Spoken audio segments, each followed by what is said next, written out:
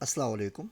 मेरा नाम ज़ीशान उस्मानी है और आप लोग अल-नाफ़े के ऊपर मेरा फाउंडेशंस ऑफ़ एआई का कोर्स ले रहे हैं।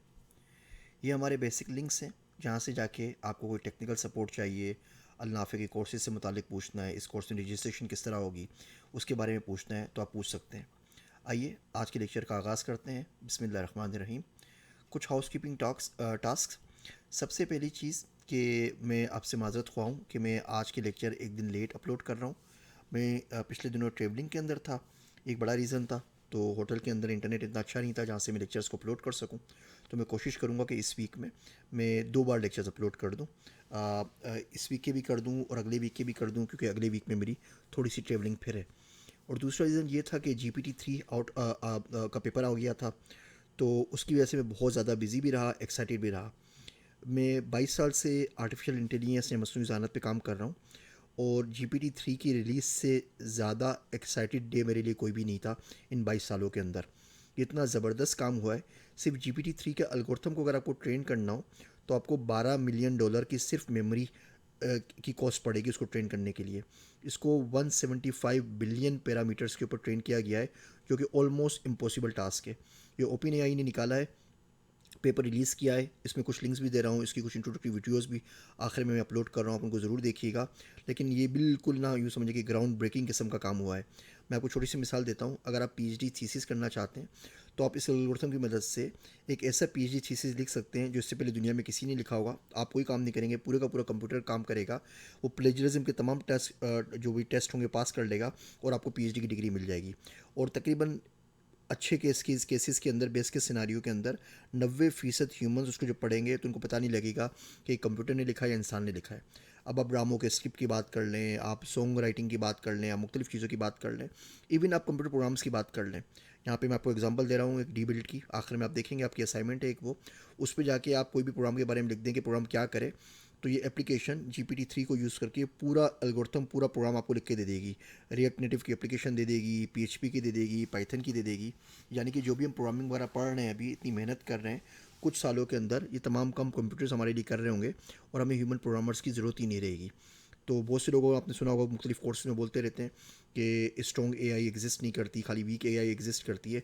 तो मैं इस बात से इख्तलाफ करता हूँ हमेशा से। आगे हम टाइप्स के अंदर इसको पढ़ेंगे भी। तो ये लाइव एग्जांपल हमारे सामने मौजूद है स्ट्रॉन्ग एआई की, कि टास्क एग्नोस्टिक हमारे पास एनएलपी का मॉड्यूल कंप्लीट आ गया है, जो जो चाहे काम कर सकता है, जिसको फाइन ट्यूनिंग भी नहीं चाहिए, और वो GPT-3 है। बहरहाल इसके बारे में आप असाइनमेंट के अंदर मज़ीद इसके ऊपर हम डिस्कस करेंगे, आप मज़ीद ज़्यादा पढ़ सकते हैं। आगे चलते हैं। हम बात कर रहे थे एआई की डेफिनेशन की, हमने इंटेलिजेंस की डिफरेंट डेफिनेशंस डिस्कस की, हमने बात की कि एआई किसे कहते हैं। उसको थोड़ा सा रिकेप करते हैं किसी और एंगल के अंदर। ये मुख्तलिफ एंगल से बार बार मैं जो एआई की डेफिनेशन के ऊपर वापस आ रहा हूँ, आपको एप्लीकेशन दिखाता हूँ, फिर वापस आता हूँ, कोई बात करता हूँ, फिर वापस आता हूँ। उसका मतलब यही है कि फाउंडेशंस ऑफ एआई का कोर्स है। इसके अंदर हम क्या करेंगे, हम मुख्तलिफ मौज़ूआत को, मुख्तलिफ टॉपिक्स को, मुख्तलिफ स्ट्रक्चर्स को सिंपल थोड़ा थोड़ा टच कर रहे हैं, ताकि आपको एक ब्रॉड ओवरव्यू मिल जाए, आपके पास फील्ड की बसीरत आ जाए कि इस फील्ड में क्या क्या, कैसे कैसे, कहाँ कहाँ मुमकिन है, क्या क्या हो सकता है, क्या क्या नहीं हो सकता। फिर जब हमारे फॉलोअप कोर्सेज आएंगे, मैं इस कोर्स की बात, एक कोर्स का सोच रहा हूँ जिसका नाम होगा क्लासिकल एआई। उसके अंदर जो पिछली एआई थी वो सारा पढ़ेंगे हम। एआई विंटर की बात करेंगे, एक्सपर्ट सिस्टम की बात करेंगे, फजी लॉजिक की बात करेंगे, फजीफिकेशन डीफजीफिकेशन की बात करेंगे, ब्रेथ फर्स्ट सर्च की बात करेंगे, डेप्थ फर्स्ट सर्च की बात करेंगे। वो तमाम के तमाम क्लासिकल एआई का कंप्लीट कोर्स होगा।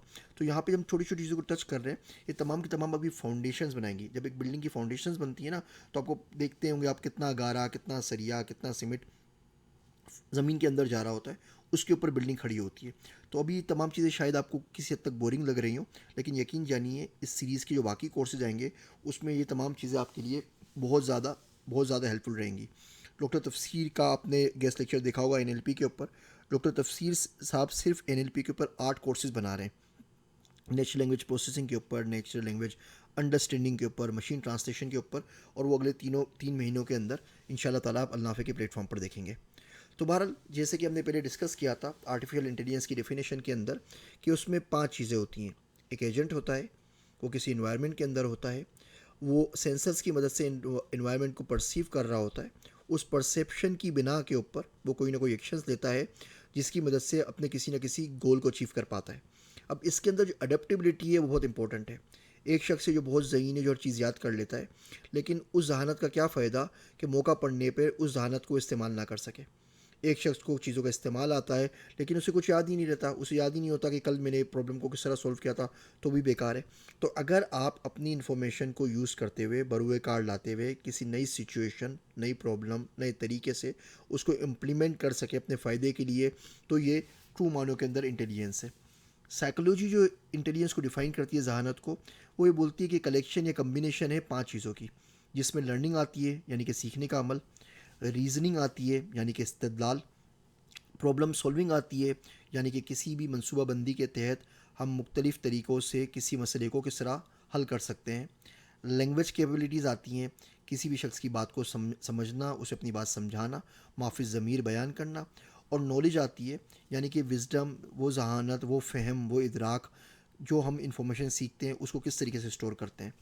अगली वीडियो के अंदर हम इन तमाम चीज़ों के ऊपर थोड़ी सी डिटेल में बात करेंगे।